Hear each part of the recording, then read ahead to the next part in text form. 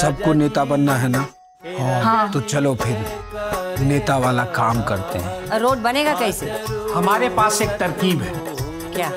विधायक जी के साथ शांति समझौता किया जाए।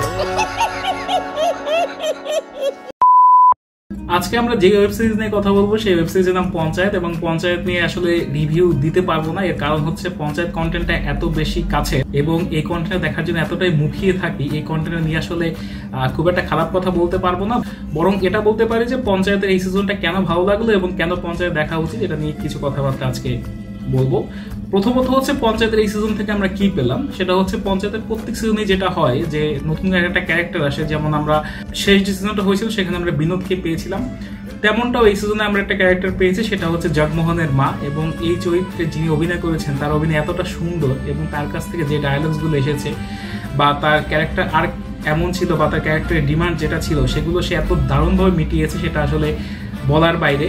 এবং এই ক্যারেক্টারটা অনেকদিন মনেও থাকবে। এবং এইখান থেকে একটা বিষয় শেখার আছে, সেটা হচ্ছে পঞ্চায়েতের যারা শো মেকার আছে তারা পুরো কন্টেন্টে এমনভাবে সাজায় বা ক্যারেক্টারগুলোকে এমনভাবে লেখে যে সেগুলো নিয়ে আসলে মুগ্ধ হওয়ার উপায় থাকে না। যেমন এই জগমোহনের মায়ের কথাই বলো না কেন, সে কিন্তু আসলে খুব অল্প সময়ের জন্য স্ক্রিনে ছিল, কিন্তু এই অল্প সময় তার যে চরিত্রের গভীরতা সেটা এতটাই দারুণ যে সেটা পার্ট অফ হার্ট হয়েই যায়, যে কারণে আসলে এই বিষয়টা ভালো লাগে।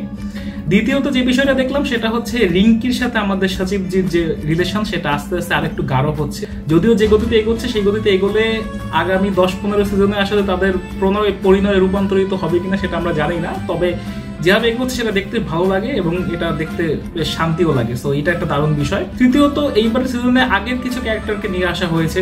গজব বেজ্জতি যে আমরা ক্যারেক্টারটা দেখেছিলাম গণেশের ক্ষেত্রে, সে গণেশকে নিয়ে আসা হয়েছে, বা পুলিশ অফিসারকে নিয়ে আসা হয়েছে, বা যারা অফিসার ছিল বিভিন্ন ক্ষেত্রে তাদেরকে নিয়ে আসা হয়েছে। তো এই বিষয়টা বেশ ভালো লেগেছে। তার চেয়ে গুরুত্বপূর্ণ বিষয় হচ্ছে যে এই পর্বে এসে এমএল এর সাথে ফুলেরার যে গ্রামবাসীর দ্বন্দ্ব, সেই দ্বন্দ্বটা কিন্তু আরেকটু গাঢ় হয়েছে এবং সেই দ্বন্দ্বটা এখন কিন্তু আর শুধুমাত্র নিষ্পাপ বিষয়ের মধ্যে নেই, বরং এখানে এখন গ্রাম্য যে পলিটিক্স সেটা এসেছে, সেখানে সংঘাত বেড়েছে, ডার্কার যে পলিটিক্স সেটাও কিন্তু আস্তে আস্তে বাড়ছে। অর্থাৎ সামনের সিজনটা হবে, অর্থাৎ সিজন 4-এ গিয়ে আমরা দেখবো তো পঞ্চায়েত ইলেকশন, সেই পঞ্চায়েত ইলেকশনে গিয়ে কিন্তু গল্পটা যে আরেকটু জমাটি হবে এবং আরেকটু যে ঘোরালো হবে সেটা কিন্তু আমরা এখনই বুঝতে পারছি।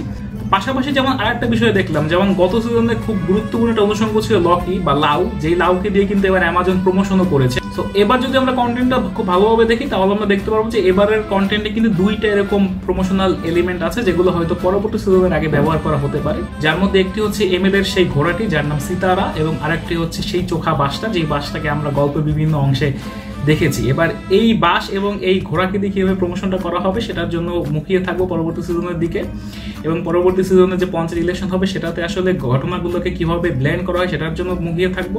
পাশাপাশি এবার সচিবজি যে এক্সামটি দিল সেই এক্সামে তার ফলাফল কি হয় সেটার জন্য একটা আগ্রহ থাকবে। এবং আমার যেটা মনে হয়েছে প্রহ্লাদের ক্যারেক্টারটাকে এই সিজনে যেভাবে বিল্ড আপ করা হয়েছে সেই বিষয়টা কিন্তু সামনের সিজনে থাকলে আর একটু ভালো লাগবে।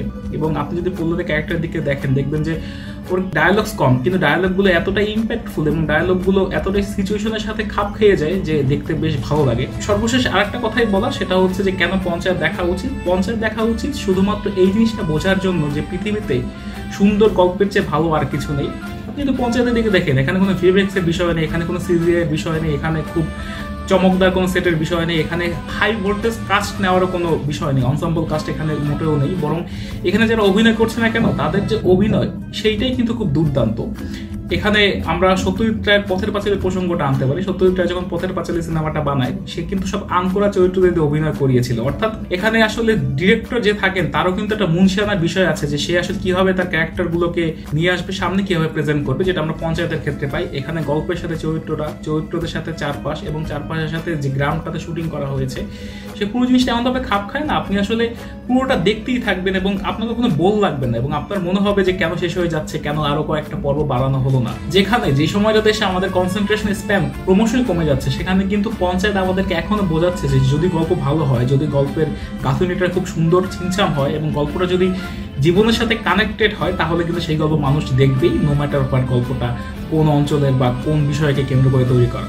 সো এইসব দিক বিবেচনায় কিন্তু পঞ্চায়েত অবশ্যই মাস্ট ওয়াচ। যারা এখনো দেখেননি তারা অবশ্যই দেখবেন। আপনি যদি ইন্ডিয়াতে বানানো খুব দারুণ গল্পের একটা অসাধারণ ওয়েব সিরিজ দেখতে চান তাহলে কিন্তু পঞ্চায়েত আপনার লিস্টে রাখতেই হবে। সো এই ছিল আজকে রিভিউ, দেখা হবে পরবর্তী কোনো ভিডিওতে। টিল দেন ভালো থাকুন, সুস্থ থাকুন, সাইনিং অফ। कबूतर भी तो उड़ाना है। कबूतर तो उड़ाना है। करना है।